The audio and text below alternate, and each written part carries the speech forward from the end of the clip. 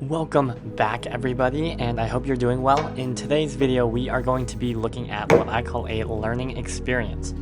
I did skip the wedging part. If you want to see that, it's going to be in some other videos, but for now what we did is we just wedged it, put the clay into a ball, put it on the bat, and now we're coning. If you haven't seen my other videos, it's just the process of squeezing the clay up into this kind of mountain and then pushing it back down over and over again. I do this roughly 3 to 4 times.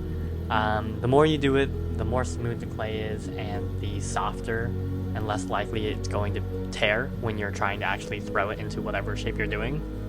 Now, I do want to know, if you do it too long, you make the clay too soft and it makes your clay weak and less rigid. If it's a small piece, it's not a big deal, but the bigger the pieces, the more careful you have to be. Now what you see is I'm taking this sponge and pushing a hole in it, and I'm using my thumbs to compress the bottom of the clay. If you don't compress the bottom, the clay will tend to crack in the kiln as it dries. It just makes it weaker. Once I have the hole opened up, I'm going to start throwing the walls by using my left hand and my right hand and pinching the clay in between my 2 fingers and then pulling up slowly. This is a process that is really hard to do well, and this is kind of what leads to the fail of this vase.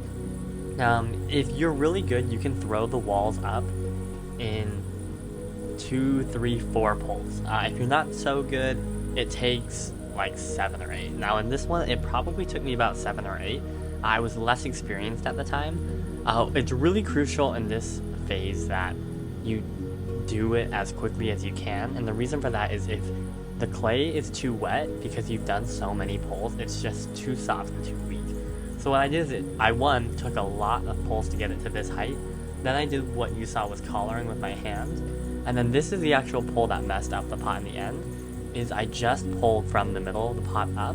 And I didn't realize it at the time, but it felt thicker than the bottom, but in reality it was the same thickness. And I ended up just pulling these walls extremely thin towards that upper section. As you see here, it got too wide, so I tried to collar it, and as I collared it right about now, there you go, you're gonna see it collapse. And if you are a good ceramicist, you've definitely done this once or twice, or maybe like 12, 50 times. It happens to everyone. You just pull it too thin. So what I tried to do is I tried to maybe stretch the walls back up and then re-throw it, but honestly at this point I could feel how thin the walls were, and I figured I'm just going to cut through it and see where I went wrong. And then right here you're about to see the very bottom thickness is really good, and that's about how thick you want it. And where it collapsed and buckled, that is a really thin section of the vase. So regardless, even if it did throw well, in the kiln it has not a very high chance of surviving. So other than that, it's really important to get your thickness well. If you enjoy these videos, check out my other ones, and have a good rest of your day. Bye.